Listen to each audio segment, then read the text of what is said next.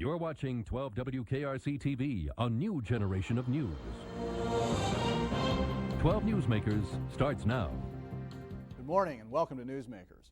Over the last year, Metro, the Southwest Ohio transit system, has conducted a planning process dubbed Metro Moves to design a system that responds to the current trends and meets future needs. On Tuesday last week, the results of that study, including a video produced by Metro, were released. A key part of the proposal involves a substantial expansion and redesign of the bus system. Greater Cincinnati is indeed a region on the move, with our jobs and destinations taking us over a much broader area than ever before. Yet, current Metro routes still mostly begin and end downtown, offering little service across the region. Let's look at what our transit system could be. Imagine a network of new transit hubs and services connecting neighborhoods and suburbs cross-town and cross-regional without having to go through downtown, including new services east-west along Martin Luther King Drive, Galbraith, and Kemper Roads. Imagine more express buses to downtown and direct service to UC and the medical center. And think about smaller neighborhood shuttle buses to take you to locations within a neighborhood. The key to this network is the creation of 26 new neighborhood transit hubs strategically placed throughout the region. Like an airport, a transit hub is a transportation center where buses, shuttles, and light rail come together and people make connections. In the city, hubs could also be a place where businesses provide services people want and need. Some hubs would be large, others small, but each would be designed to fit the neighborhood it serves, creating an architectural and social focal point for the entire community, and supporting redevelopment and revitalization efforts. Where regional connections occur, the hubs would bring together a park and ride, express buses or light rail, and neighborhood shuttle buses. These suburban hubs would enhance the surrounding community. The expanded bus system with its hubs is only part of the total proposal, but the place I want to begin this morning. To discuss the plan, I'm joined by Paul Jablonski, the General Manager of Metro. Paul, welcome back to Newsmakers. Good morning. Thank you. We talked about this back at the beginning of the public session, right, when you began to hold hearings in the community and began to solicit ideas, and we talked about the website and et cetera, and now we're here. Finally. Great big report. Tell me a little bit about how responsive people were. Did you get ideas that really fed into the final report from people? At last count, it was about 30,000. Wow. 30,000 comments, suggestions, survey response forms, suggestions during the interactive process of the forums, hotline calls from a variety of places. Okay, so there really was public input into this. And what do we have now? The report that we've got now, what sort of scope are we talking about? How far in the future does this look? What is it that we've got to work with now? Well, actually, we have what I've been calling a 30-year plan. Really two major elements to that, the expansion and modernization and development of the bus portion of it throughout the rest of the region, and overlaying with that is the more longer-term effort, which would be some kind of fixed guideway, light rail, for the next 30 years. And we're going to talk about light rail, but we're going to do that sort of in the second part fine. of this. But let's start out with the bus system. Sure. How essentially will the bus system of the future, or how ought it look different than what we have today? Sure. And I have to say that buses are the basis of any public transportation system, will be now and will be in the future. How it would change. The metro system that we know it today, the route structure, most of that will stay as it is. That is very efficient, very productive, and it provides that north-south element that you need in some kind of grid network. Sort of that traditional hub and spoke? Exactly. Everything comes downtown, sort of, right? Well, and it still is the largest employment center with roughly 80,000 jobs. We'll talk about UC that has another 60,000 jobs up there, but it still is the hub. So the traditional metro provides that north-south hub and spoke. What we're seeing is a reinvention beyond that, trying to create more of an east-west travel capability throughout the system. It's difficult once you go from serving one hub to, or one employment center or one activity center to multiple ones around the region. And so we need to develop both east-west as well as north-south travel, and that's where the hubs come in. That's always been a problem in Greater Cincinnati, not only with buses, but also with roads. I mean, it's only in recent years that we've gotten things like, recent if you're my age, Norwood Lateral, Cross County Highway finally being finished, 275. I mean, east-west in this town has always been difficult. So what you're talking about is being able to take people from where they live to where they work across town without having to go downtown and transfer. Is that what you're really talking about? Oh yeah, absolutely. And if you look at a lot of the east-west roads in our community, they're very, very heavily traveled. Look at Morning Peak up on I-275. You've got people living on the west side, working on the east side or the northeast side. So there is a lot of travel patterns that are now taking place. You know, this is coming out just at the same time all this census data is coming out, and what we're finding out, what we all really knew, but it's confirming it, and that's the role of the census, is that people have moved out beyond the city of Cincinnati in a radical way, and actually out beyond Hamilton County. And we've gotten all of this peripheral development, and that's where the action is, that's where the activity is. And is that where the bus, the transportation system is? Oh yeah, and I think it's really two basic elements, and these actually came out in the public process. One is access to those jobs by everybody in our community. To access those jobs right now, the way the system is, it's really a prerequisite that you own a car to get there. We want to make those jobs available not only for our community residents, but also for the employers that many times nowadays are seeking employees to expand and even to continue operations. So access to jobs is one. Second one, with all that change, what we've seen is a huge increase in congestion. Vehicle miles traveled has increased significantly over the last 4 years. It's been over 16%. So congestion is a much bigger issue. And part of this plan deals with that also, commuters, in getting commuters to the major centers, not only to downtown Cincinnati, but to Fields Road Road and Tri-County and Eastgate. You know, now to talk a little bit about the reality here. The reality is that Metro, as it presently exists, is fundamentally a city system. It's owned by the city of Cincinnati. There's always been a problem of getting funding beyond the city limits. The county and the county voters have never stepped forward. And you're now talking not only moving beyond the city and creating an effective set of routes beyond the city of Cincinnati, but even regionally beyond Hamilton County. How's that going to happen politically? Good question. Probably the hardest question to deal with. What I'm hopeful is that things have changed enough demographically in our community outside of the city that people are seeing the value of public transportation and are using it. The introduction of our 4 new park and rides over the last 5 years has been tremendously successful. People have used those right from the beginning, and ridership has continued to grow. And basically we're talking about suburban people trying to get to the activity centers that don't want to put up with the traffic. So we have encouraged more people outside the city to use Metro. Certainly, you know, events like Tall Stacks and Riverfest, where our ridership is huge, mostly from the suburban areas. Well, and in fact, you have gotten some support from places like Deerfield Township up in Warren County very effectively, and money invested up there. But there was still, what's it going to cost to implement this expanded bus phase?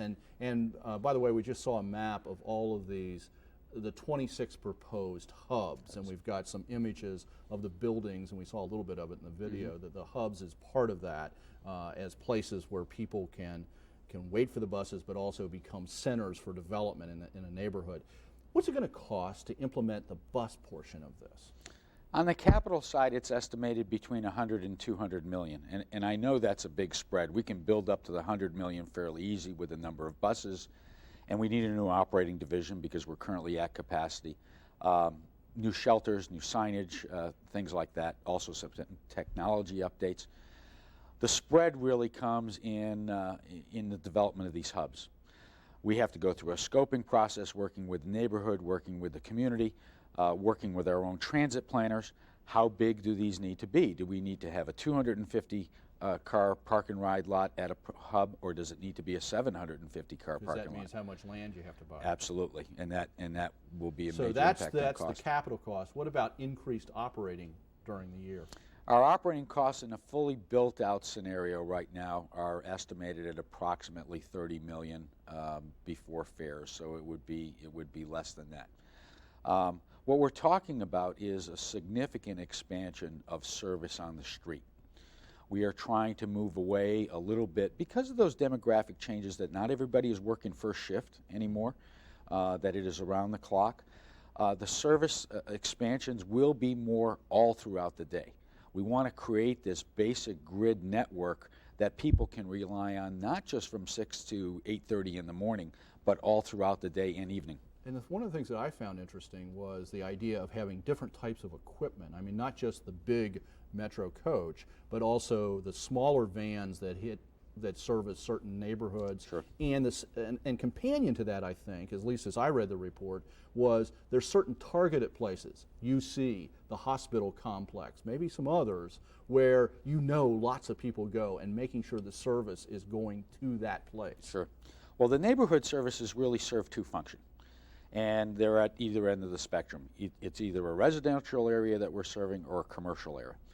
The idea behind the residential area is to be able to penetrate those areas with smaller buses, bring people, collect them into the hubs.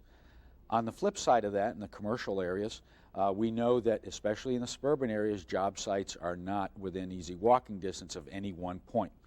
And so we need a mechanism by which, when we bring in an express bus or some other mechanism, that we can distribute people very quickly to those job sites. The UC area, the whole uptown area is something we've been grappling with for years. Second largest employment area in the region. This plan addresses a significant amount of service going directly into UC, and when you look at the maps, you'll see that we really have 7 or 8 routes that really are the whole clock around the region now coming into UC. You don't always have to go downtown anymore. That's right. To get to UC. That's right. I want to move beyond the bus system because there's this other component. So let's take a look here. In addition to the bus system itself, as we've been talking about, bus service, an important element of the Metro Moves proposal is light rail. In the proposal, light rail is projected to run through the I-75 and 71 traffic corridors and link into the expanded bus system. At the new transportation hubs, commuters will be able to transfer between rail and bus. Paul, light rail is this flashpoint for people because we've spent 70 years investing in cars and convincing people to ride cars. What's it going to take? What's the real role, and what's the role of Metro and light rail? Because light rail truly is regional. I mean, it's going to go over into northern Kentucky, it's going to go out into Warren County, it's going to go lots of different places if it's built out as conceptualized. Mm-hmm. How important is this really to the long run picture for mass transit? I think the development of a truly modern, sophisticated public transportation system for this region requires rail ultimately along our major corridors. On the issue of regionalism, we've already taken steps to have collaborative agreements with Transit Authority of Northern Kentucky, Butler County Regional Transit Authority. We have a very good working relationship now with Warren County with funding there. Those communities are ready to work with us both on a policy basis, on a management basis. We'll have to deal with the financial basis when we understand exactly what things will cost. But they're at the table now, so I think we do have a good mechanism for that. You know, compared to other cities our size, not looking at a Washington, D.C. with its metro system, which is fantastic, or New York City with its great subway system, but looking at cities our size, if we don't build light rail, if we don't build that kind of system, where are we in comparison to places like St. Louis or Houston or, I don't know, other places that are sort of like us? Well, the recent happenings are that many of our peer cities are, in fact, moving toward a more sophisticated public transit system. St. Louis, Minneapolis, Charlotte will be coming on shortly. There are bigger cities like Houston also, and Orlando. But we are seeing this next generation of cities realize that this is part of the transportation infrastructure for the future. I've worked with buses for 30 years.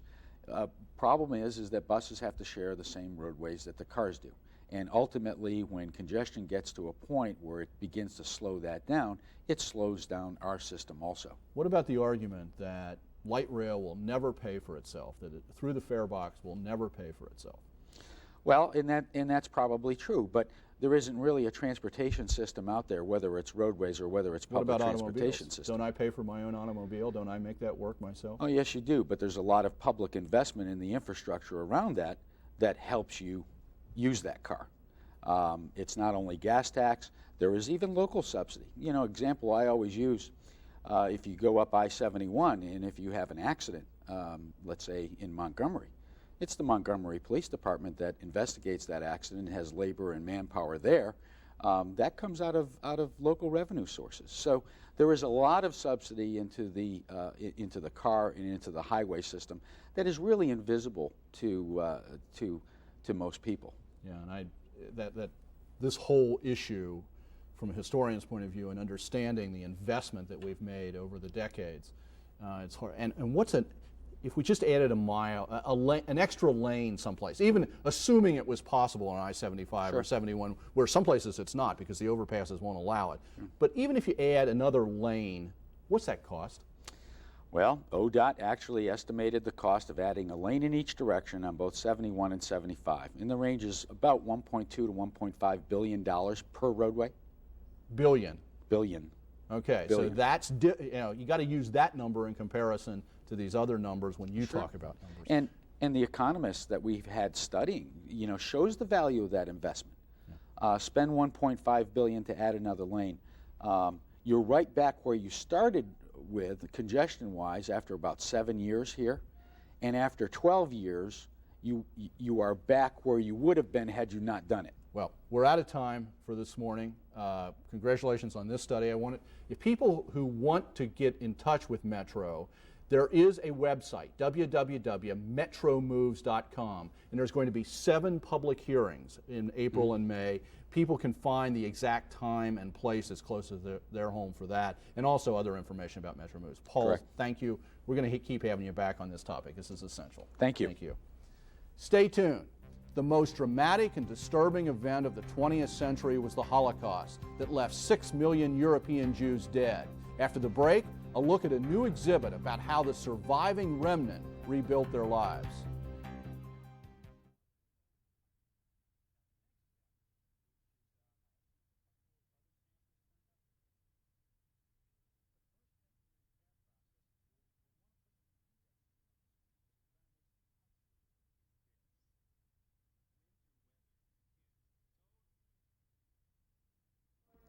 Most books and exhibits dealing with the Holocaust end with the liberation of the camps by Allied troops.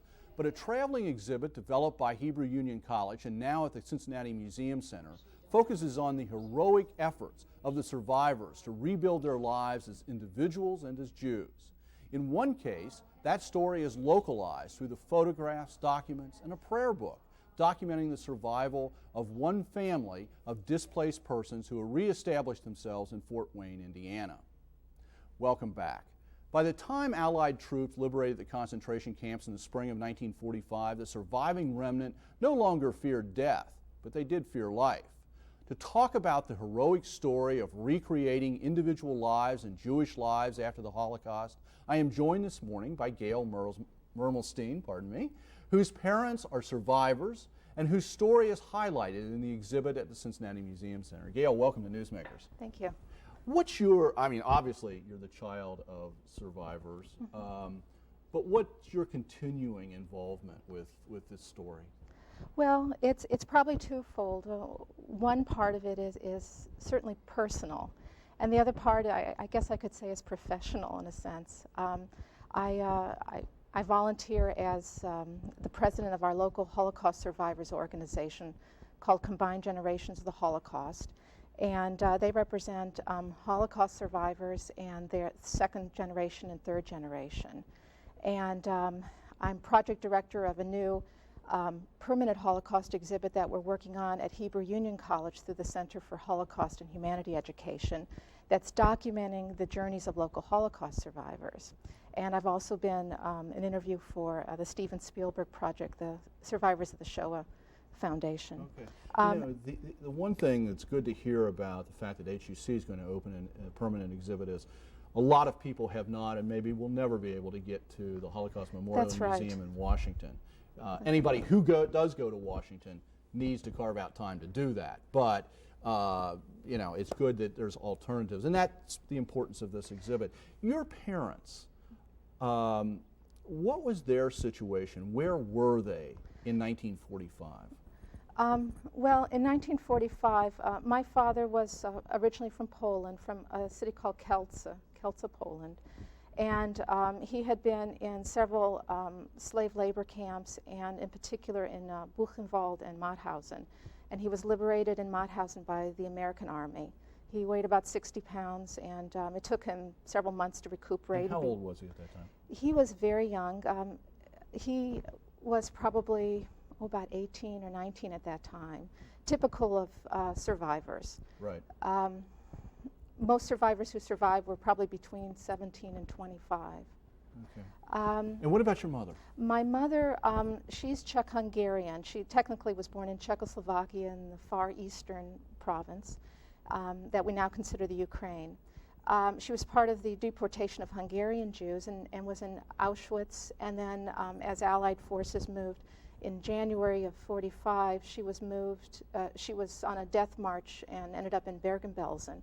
And she was liberated in Bergen-Belsen. Which is the focus of this exhibit at That's the Museum right. Center, so people can see that. That's and right.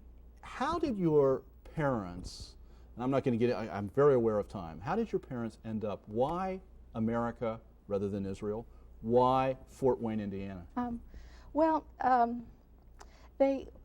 me take you first. They ended up in Italy, in a British displaced persons camp in southern Italy, in Bari. And they ended up there partly because of Jewish soldiers from Palestine were part of a movement to bring displaced Jews west and eventually take them on illegal immigration to Palestine. They never really planned to go to Palestine, but I think they ended up with, through circumstances, they both ended up in Italy. My mother met my father in Italy, and my mother had a sponsor. She'd had an aunt who, a generation or so before had emigrated to the United States. And that's usually the connection, right? Yes. There was someone already here.